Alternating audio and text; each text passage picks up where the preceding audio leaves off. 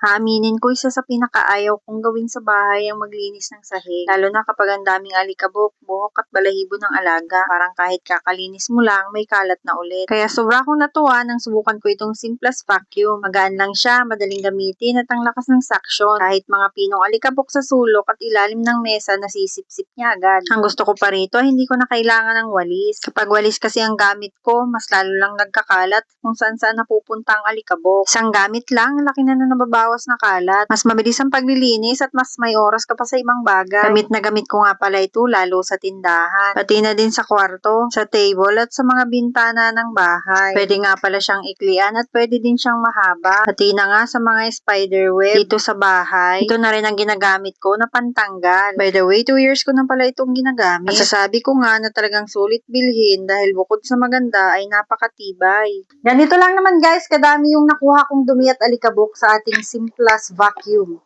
After nating maglinis, ito yung araw-araw na routine.